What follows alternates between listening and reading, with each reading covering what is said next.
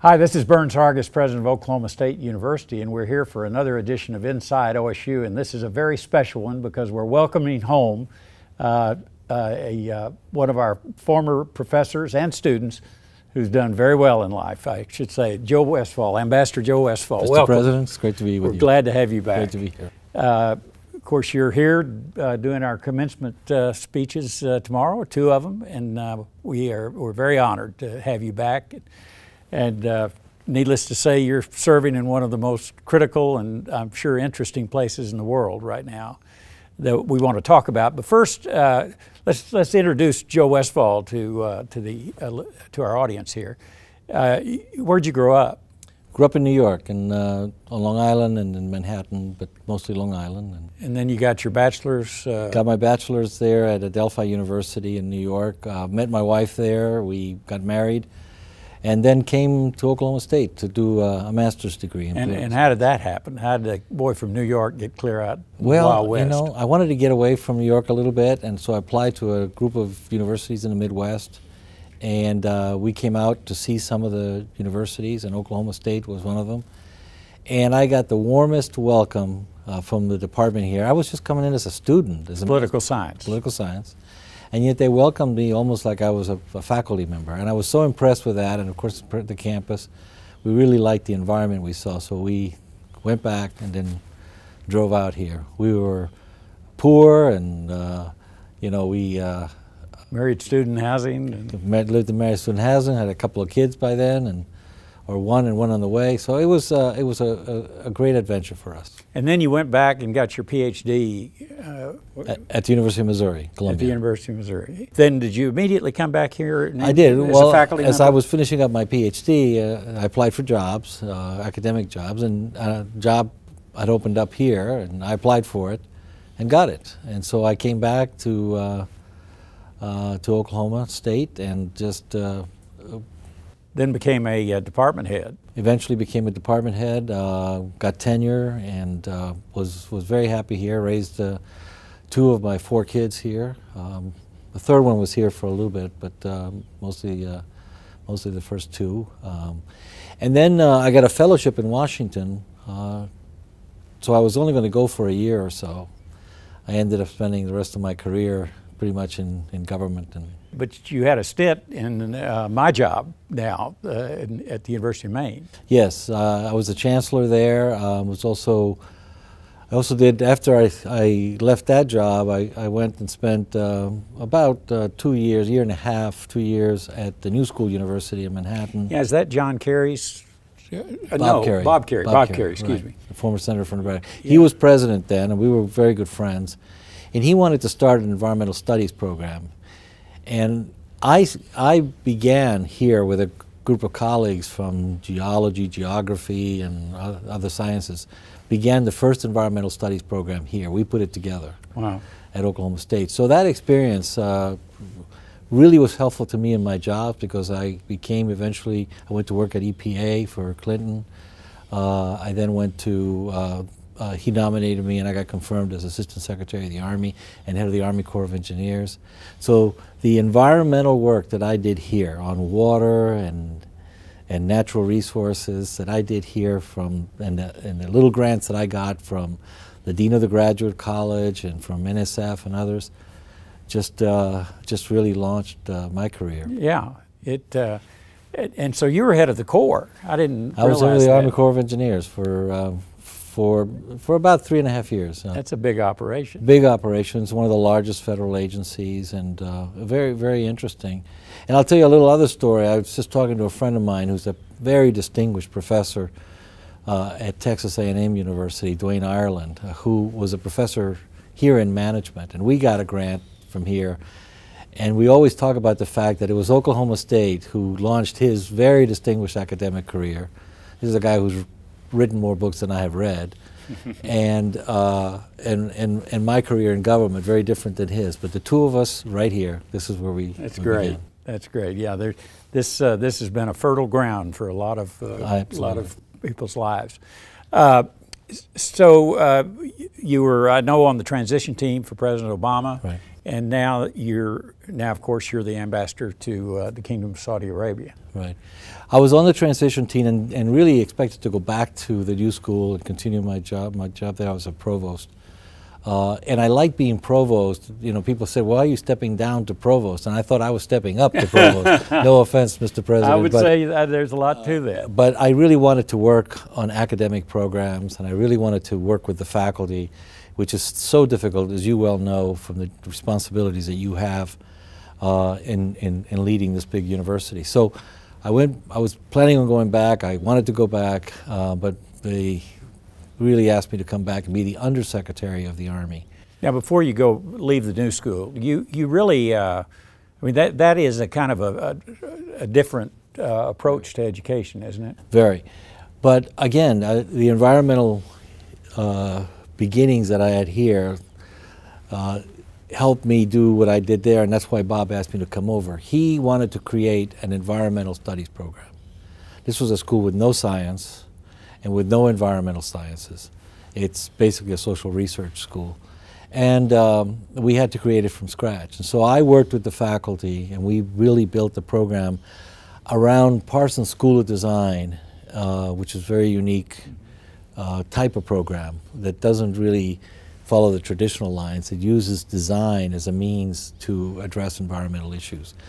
So we created a very innovative program there, and then he asked me if I could step in temporarily for the provost while he moved to another position, and so I was fine doing that. And then I got asked to, all of a sudden, to go be on the President's transition team in Washington, so I did that. Was that involved in the environment, or was it? No, I was asked to be on the national security team for the President-elect at the time. So this was in November, right after the election, and the national security team was divided into 3 groups, one doing defense, one doing the White House National Security Council, and one doing the State Department, and I got asked to do the Department of Defense because that's where my background was. I had been Secretary of the Army briefly under the Bush administration, with Rumsfeld, Secretary Rumsfeld. So I had that experience, and they wanted to capture that. Gates was the Secretary at the time, and I knew him. So I went over to do defense, a small team doing the transition for the President. Right. And when were you nominated for the ambassadorship in Saudi Arabia? And then it takes about, when you consider doing all the background checks and then going through the confirmation process, that whole thing takes almost a year. So I was confirmed in February a year ago. So I was really nominated, I really was asked to do the job sometime in May, I believe. I lost track of time, a year and a half ago. I've asked several about your career in Washington on both sides of the aisle, and I think I would call you more of a statesman than you are a political animal. That's very kind of you. Yeah. And again, those are skills that you learn from people that mentor you and help you along the way. And I said to you that I came here and people really welcomed me and treated me with great kindness and support. I got an assistantship that allowed us to feed our family and that kind of thing. So in my career, I've always adhered to that, to treat people well, And when you're in the seat, and somebody who's outside the door calls you, you return the phone call. Yeah. And you try to help people as much as you can and do the right thing. And that's always paid back for me. It's always been the way. I've worked for 2 Republican presidents, 3 Democratic presidents. I've worked for Republican senators and Democratic senators. And probably one of the most controversial defense secretaries we've had, of course, is Rumsfeld. What was he like to work with? I liked him a lot and had a very good relationship with him. We shared something in common. I was a scholar of Congress. I worked in the Congress. I did my dissertation on Congress. And he had served in Congress. And there was something there that we connected with in talking about his days as a congressman and from Illinois and all of that. And it was a time when, before 9/11 also, when he was trying to reform the department and came in with an agenda to really shape and reshape the department. So we got along quite well. And I left, And it was after I left that because of Iraq, things got more difficult for me. Really? So I've worked for Bill Cohen under Clinton, Donald Rumsfeld, Bob Gates, Leon Panetta, and now and Hagel, and now Carter. Carter and I served on the transition team. We served in the Clinton administration together. The most interesting one would be Secretary Panetta. I went to work on, when I left here, I went to work on the Budget Committee of the House. He was a member of the committee at the time from California, and he was picked by the chairman to do the first reconciliation bill. He picked me as one of 4 or 5 staffers to do it with him. So I worked with him as a staffer for a while on the Budget Committee. I then worked with him, worked under him as Chief of Staff to President Clinton, OMB Director, then CIA Director, and then eventually Secretary of Defense. So and he was recently in Saudi Arabia, and we had a great reunion there. Oh yeah, that.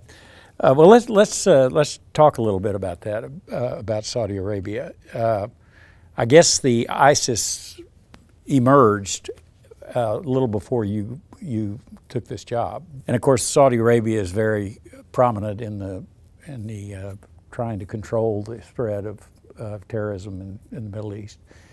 But the most interesting thing to me must be the transition since the death of King Abdullah. Yeah, it's certainly been a really interesting year. I went there with the president right after I got confirmed a year ago, March. And our relationship with Saudi Arabia was quite strained at the time because of Syria. The Saudis really wanted. They thought we should have gone in. Absolutely. You know, they wanted us to do anything from a no-fly zone, but to get Assad out of there. Right.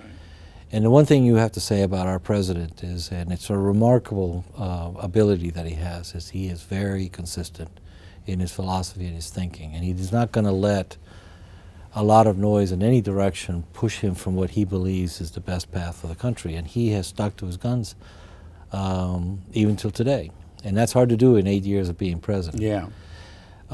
So he remained adamant that he was not going to send forces into Syria. He was not going to take actions that were ultimately going to drag us into a long, protracted war there.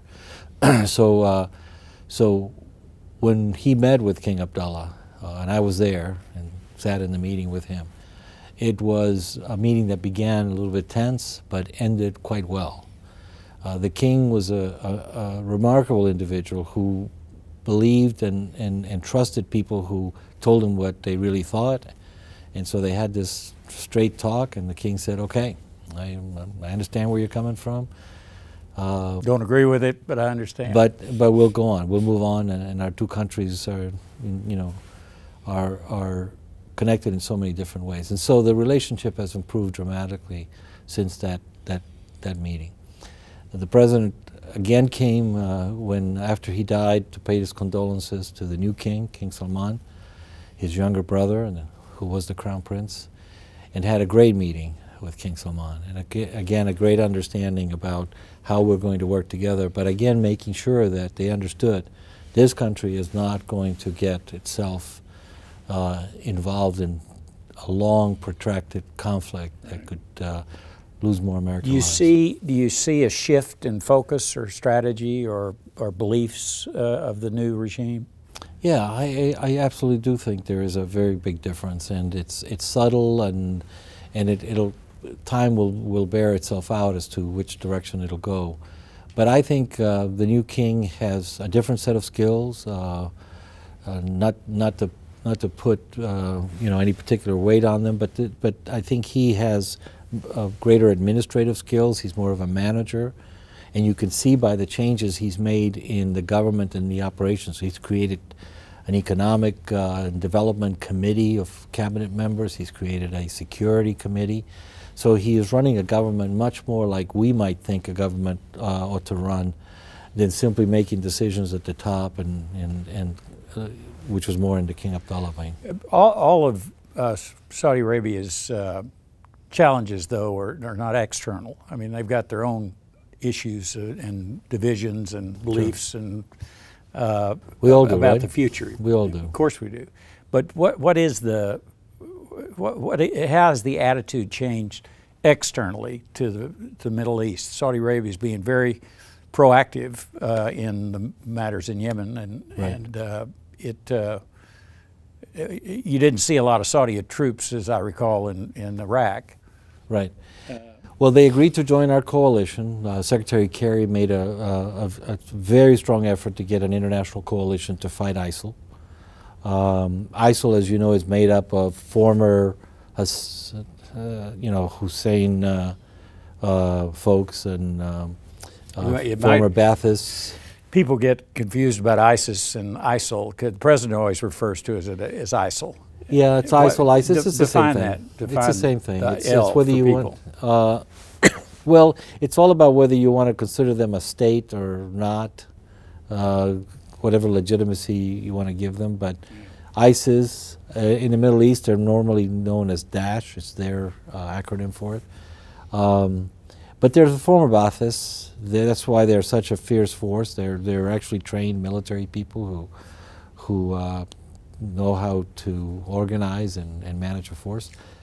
So the Saudis agreed to join that coalition along with the other Gulf nations, and that that was a big decision on their part. And they are conducting missions and flying missions into against ISIL, and they've been very successful in that campaign. How do you explain the fact that so many of the terrorists have come out of Saudi Arabia, starting with bin Laden?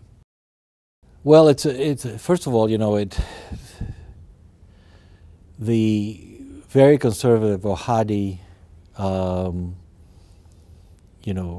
element began there, and their initial, you might say, deal that they made with the Sauds, the family that formed the kingdom, was, we'll support you, but you must maintain a very strict Sharia law governance. This must adhere to Sharia law.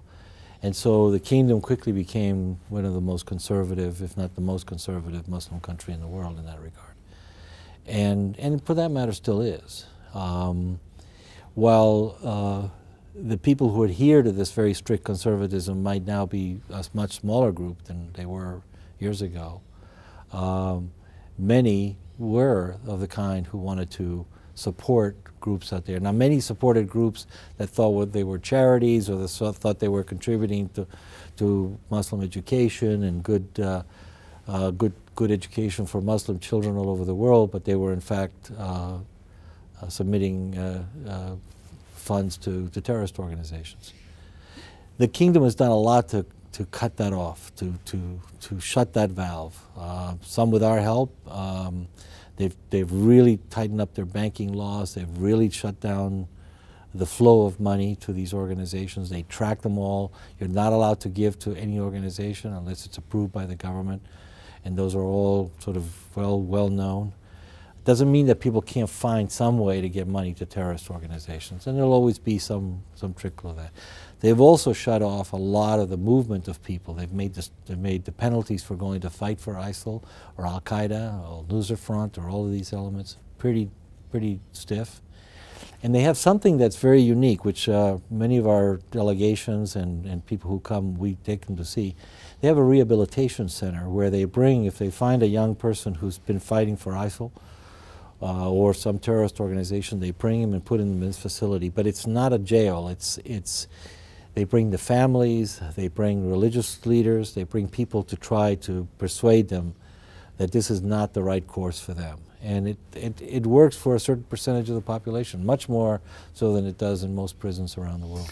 Of course, the big, in addition to ISIL and the other in Syria and everything else that's boiling over there, the negotiations with Iran are making, I understand, Saudi Arabia very nervous. They're making a lot of countries nervous in some ways, and part of it for Saudi Arabia, as the Minister of Defense recently said, we're less worried about a nuclear weapon for Iran, because we don't think they'll ever detonate a nuclear weapon.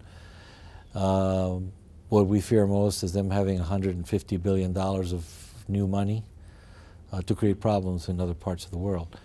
Whether he's right about that or not, I don't know, but certainly that's their concern. Their concern is Iran's engagement with Hamas, with Hezbollah, with the Houthis in Yemen, their willingness to support these organizations that we consider, in some cases, not the Houthis, but the others, terrorist organizations. Right.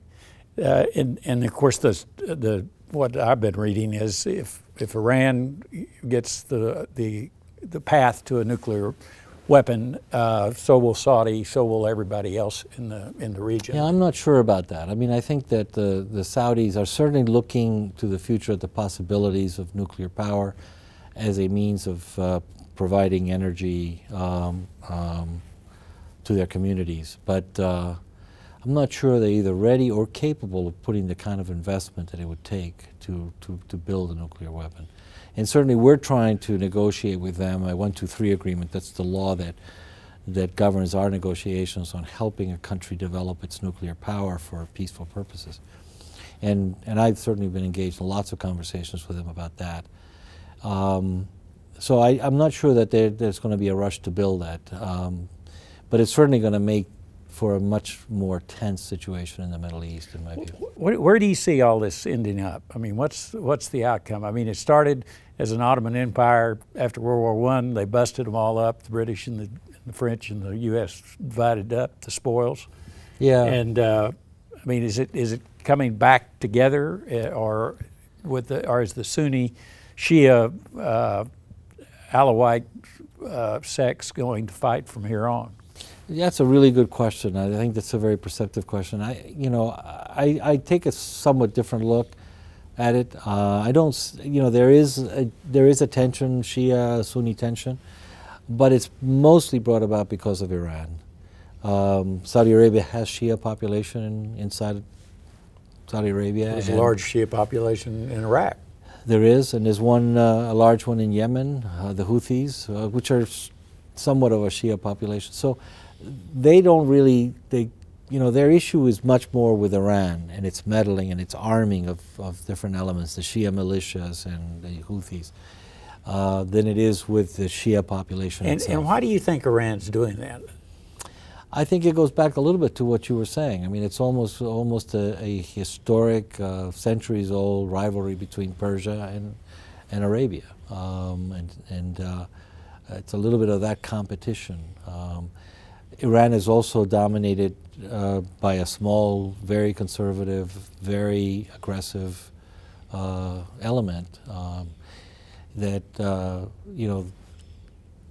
this may not be reflective of what their people really want for their country into the future.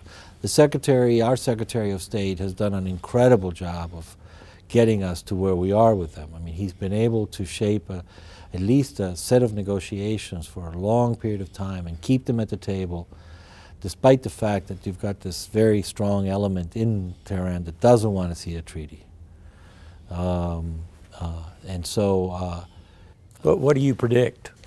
I think that the Secretary will succeed in one way or another. You think the Congress will support it? I think eventually they will. I think the Secretary has, and I think the negotiations, well, it depends on obviously what the final agreement is. If it is what the Secretary wants to try to get out of these meetings and what the President's advocating, a very strong, verifiable kind of treaty with real conditions that, if not adhered to, the United States will have to take actions. But they never have stuck to what they said, have they? I don't know. I can't say that. I think that's the general perception that that's the case. But well, if you don't know, I sure don't know. But that's what I've read. Yeah, I mean, I think that's kind of the opinion. But I'm not enough of a historian to go back in time and say they have or they have not. Yeah. We're, of course, in an energy state here, and the finger has been pointed at Saudi Arabia for these low oil prices because they they won't cut production. Talk a little bit about that, and what do you see the future attitude or plan for Saudi Arabia regarding their production? Well, we're quite engaged with them on this. I mean, we've had from our Secretary of Energy to our Deputy Secretary to our State Department to many of us engaged with the Saudis on a very consistent basis on energy policy in general. They are very adamant that they're not going to let happen to Saudi Arabia what happened back in the OPEC days, where they did cut production and lost a huge amount of market share. Right now they feel their future markets are China and India and other places. I think they actually welcome the United States being not only an energy producer and self-sufficient in energy, but an exporter of energy in the future. But of course, President Obama has been opposed to, or at least won't allow the export. Yeah, there's obviously a lot going to have to happen over the next few years for things to shape out one way or the other. But the United States, certainly affected by the low energy, but so is Saudi Arabia. And how long they can really withstand these low prices, given the size of their spending portfolio on domestic infrastructure, on subsidizing their economy, is questionable. And they're inflicting a lot of economic pain on Russia. They're inflicting a lot of economic pain there, yeah, absolutely. Now China has cut back on some of their consumption. We have certainly done the same thing, so there's less demand. So they're looking to develop their natural gas resources. Now they've been flaring it for so many years. Yeah, they're actually. I spoke at a big methane conference that they had, and they're making good progress on ending that. A lot of our technology is helping them with that. Our relationship with them on energy and security matters is very, very. So, do you see this erupting into a war between Iraq and Saudi Arabia and Iran? No. I think they're going to do everything they can to prevent that. I think they are genuinely trying to talk to each other. They haven't been very successful at that, but I think that they would. I don't think that that's going to result in that. It'd be a classic Sunni-Shia battle, wouldn't it? No, I don't think so. I think I see a light at the end of this tunnel. It's going to take a while, and it's not going to be resolved over the next few years. But over time, I think you'll see some settling. There is a good amount of exhaustion with all of this turmoil, and people want to get back. You're seeing it in the way that the Gulf countries and the Middle Eastern countries are talking to each other now, the way they're aligning. They were very fragmented a year ago between the support for the Muslim Brotherhood and for certain organizations. Now you see much more alignment. Our operations in Iraq are being successful, despite what you hear in the news.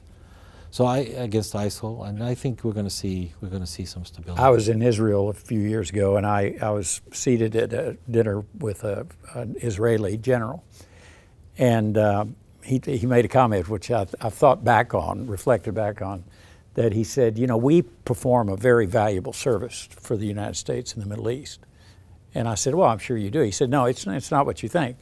It's we give the Arabs somebody to hate. So they forget, because if we weren't here, they'd go back to fighting each other like they have for centuries. Yeah. And I thought that's interesting. Israel's just kind of off the screen right now. I think the solving the Israeli-Palestinian issues is still very, very, very important. But you find today that there's more in common between where Saudi Arabia is and Israel is on a number of different issues in terms of regional security than ever before. So it is an interesting environment in which we find ourselves in. Yeah. But I do think that there's a huge youth bulge in the Middle East, huge. We estimate that 60 to 65% of the Saudi population is under the age of 30. Wow. That population is looking for opportunity, looking for, Do they have a more liberal Not all, but social approach? A lot do, absolutely. For women, for example? Absolutely, absolutely. And you see it, you know, we have 90,000 students studying in the United States. There's a lot right here. 40% are women. And in the old days, you know, a woman to come unaccompanied by a family member was not unheard of, and today we have much of that. So I think there is change coming, and I think that with our help and support, we're working with them to bring that about. Good. It's very dismaying to see these, especially Americans, but certainly in the UK and Germany and France, going and signing up with Heisel. It is very troubling, and to see people who have come here and have great opportunity here waste that by doing these terrible things. I have to tell you something, Mr. President. When I was a student here getting my master's degree, and I said this on Saudi television a few weeks ago, somebody asked me about the attitudes of Americans towards Muslims and all of that, and I said, you know, let me tell you, when I was a young student getting my master's at Oklahoma State University, in the middle of the Bible Belt back then, a very conservative state and a very conservative part of the country and a very Christian part of the country. There was a large Arab population, mostly Saudis, who were studying engineering at the university, great school of engineering. And they rented a house or bought a house, I don't know which one, but they made it into a mosque. It was right down the street from the campus, right on one of the arteries coming right into the campus. And the only thing that bothered the community in those days about this mosque was the parking.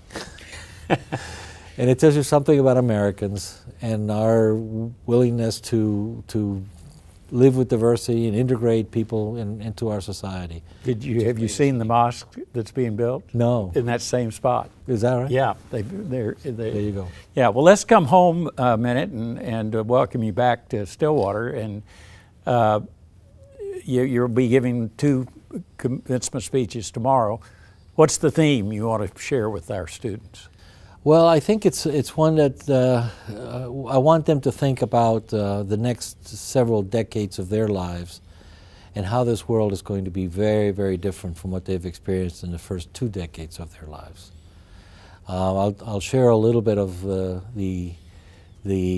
my generation and the previous generation and what we've gone through, but what they're going to go through is a lot more challenging in many ways, but a lot more interesting. And so I'm going to talk to them about thinking about that and what that means for us and the rest of the world. Well, it is a remarkable time, and things seem to be improving economically in the U.S. And these graduates, many of them already have jobs. Many are going to graduate school. It's a great class. It's going to be a big one.